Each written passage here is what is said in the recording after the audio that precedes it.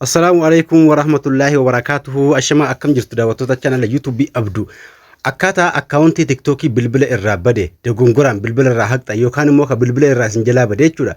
Akkaawuntii TikTokii gaa fuloora guddaa wajjin yookaan immoo fuloora hedduudha wajjin isin jalaa bade karaalee itti deeffachuu dandeessan. Ka paaspoortii isaa hin beekne TikTokii dogongoraan bilbila irraa isin jalaa bade haala kamiin akka deeffachuu dandeessan isin agarsiisa. Na waliin turaa isin jedha hundi keessaniyyuu akkaawuntii TikTokii gaa dingataan kan eenyuyyuu bilbila irraa ni bada. Yoo dingataan bilbila irraa haqxan jechuudha haala kamiin akka deeffachuu dandeessan. TikTokii remove isin jalaa ta'e paaspoortii isaa hin beektan yoo ta'e akkasuma maaliin akka deeffachuu dandeessan waliin ilaalla. Na waliin turaa isin jedha.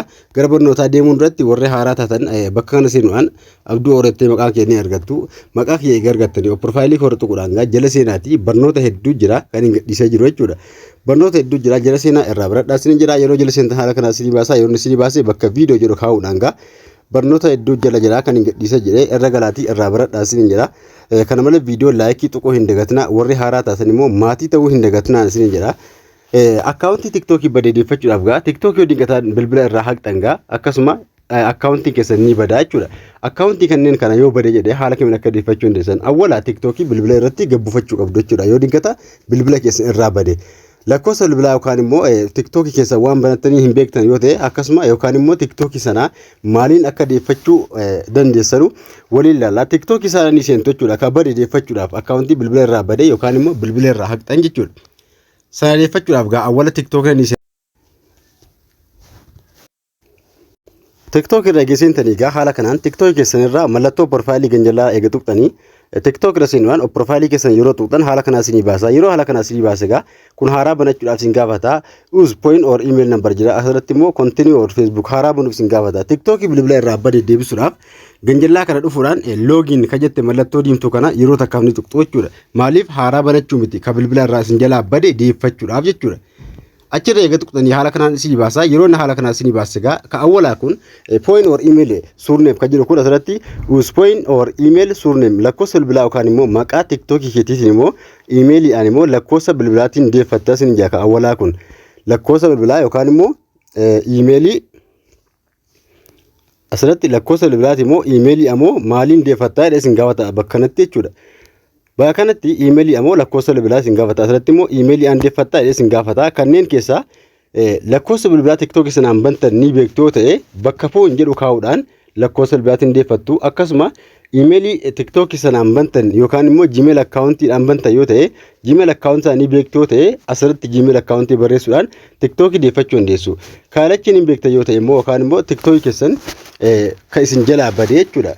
Maqaa TikTokiitii fi akkasuma paaspoortii TikTokii isin gaafata jechuudha. Asirratti maqaa TikTokii ganjalaa kanatti paaspoortii itti naqu isin jedha jechuudha. TikTokii bilbila irraa bade sana yookaan ka isin jalaa bade sana jechuudha deeffachuudhaaf lakkoofsa bilbilaa mircaa sadii isinii kennaa jechuudha. Mircaa sadeen kamii lakkoofsa bilbilaa yookaan maqaa TikTokii keessanii jechuudha. Maqaa jechuun surneemii ka TikTokii yeroo bantanii kaatan itti jijjiirrattan jechuudha. Fiilafiitii ka taa'u sanaa fi paaspoortii TikTokii isin gaafata deeffachuudhaaf. Kanneen sadeen keessaa tokko qabaachuu qabdu yookaan lakkoofsa bilbilaa TikTokii sanaan bantan yookaan immoo Gmail akkaawuntii TikTokii sanaan bantan jechuudha. Kanneen keessaa yoo lakkoofsa bilbilaa qabaattan asumatti naqxu yoo lakkoofsa bilbilaa hin qabaanne immoo Gmail itti naquu dandeessu jechuudha. Kanneen yoo hin qabaanne immoo duraan yoo dhiqata Google bantee raattan Google akkaawuntii sanaan yoo bantee raattan asirra tuquudhaan Google sanaan wal qabsiiftu yoo Twitteraan bantan asirra yoommoo Instagram bantanii kanneen sadeen keessaa waan bantanii takka itti naqxu jechuudha. Fakkeenyaaf asirratti akka naqee isin agarsiisa. TikTokii sana gaa asirratti TikTokii sana yoo Gmailii bantee raatta fakkeenya Gmailii taqee agarsiisa. Yoo TikTokii sana gaa lakkoofsa bilbilaatiin bantan asirraan deeffattu yoo Gmailii ta'e immoo Gmailii sana naquudhaan gaa ganjallaa kanatti paaspoortii TikTokii sana itti naqxu jechuudha. Ni beektu ta'e paaspoortii TikTokii duraan yeroo itti fayyadamaa turtan sana paaspoortii TikTokii sana jechuudha. Paaspoortii isaatti gubbaatti Gmailii ganjallaatti paaspoortii TikTokii itti naqxu jechuudha. Yoo hin beektan ta'e yoommoo Gmailii hin qabaanne asirratti gubbaa kana irratti jechuudha. Bakka gubbaa kana irratti maqaa TikTokiitii fi asirratti paaspoortii TikTokii itti naquun deeffattu jechuudha. Kana lachuun hin beektan yoo ta'e forgeettiin aan deemtu.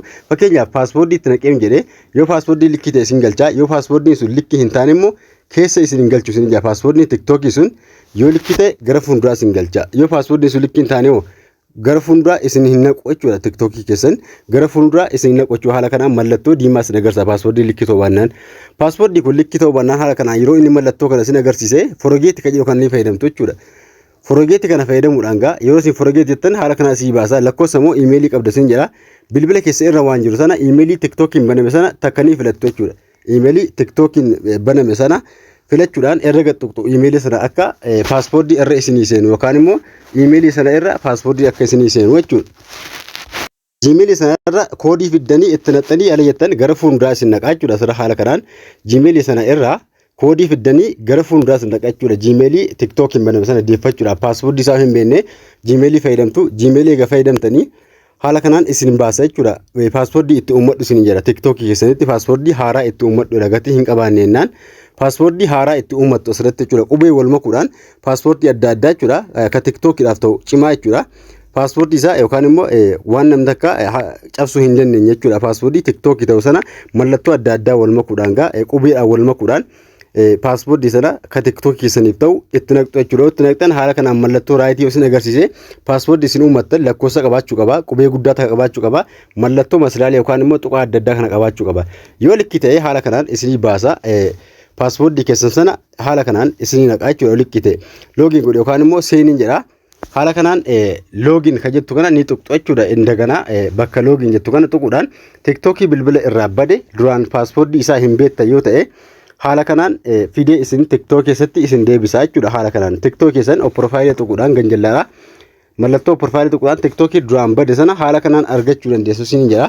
Haala kanaan TikTokii bilbila irraa haqxan dogongoraan TikTokii bilbila irraa isin jalaa bade deeffachuu dandeessu isin jedha. Daawwattoota keenya haala kanaan itti fayyadamaa TikTokii rumiifi ta'e yoo bilbila irraa remove isin jalaa ta'e yookaan immoo isin jalaa bade mircaalee TikTokii isin gaafatu lakkoofsa bilbilaa yookaan Gmail jechuudha akka ittiin deeffattan yookaan immoo maqaa TikTokii ka profaayilii jala jiru jechuudha. Maqaa TikTokii kanneen sadeen jechuudha. Kanneen sadeen beektanii paaspoortii isaa hin beektan yoo ta'e haala kanaan forgeetii fayyadamuudhaan paaspoortii isaa argattanii TikTokii bilbila irraa bade takka deeffachuu dandeessu isin jedha. Haala kanaan itti fayyadamaa. Akkasuma barnoonni keenya irraa sitti dhaabbata. Warri haaraa ta'an subscribe gochuu hin dagatinaa. Akkasuma viidiyoo kan koo like share godhaa. Kana malee waan isin galuu jiraatu komentiin akka isin jedha. Barnoota dabalataatiin hanga walitti dhufti nagaan tura.